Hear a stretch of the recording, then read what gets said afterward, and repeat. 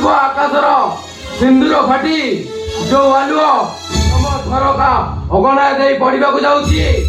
ताकू तमे जेते चेष्टा कले लिभेई दे पारिबनी कारण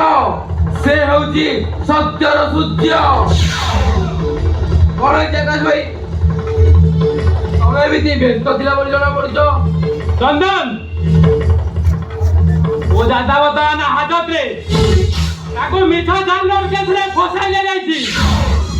सत्य हाथत रे किंतु अपराध कौन ताको मिठा जानवर रे फसाई ले जाईची सत्य भाई देवनामे लालपुणी जाली रोड अभियोग इम्पॉसिबल चलो आकाश भाई आज मो वकिलाती जीवन आरंभ करी देवता ठारू आउ से जदि मु सक्सेस हुए सेटा हम मो जीवन सबुठ बड़ सक्सेस ना तमे से केस चेकअप करी परिबनी शिखा तू काहू कौन कहूचु तोर मन रखिबा उचित से होउचंदी तोर दादा ससुर क्रिमिनल से तो मोर कोन से संपर्क नहीं भाउज तमे एमिति कहि पारुछो इज्जत बेली किसी ना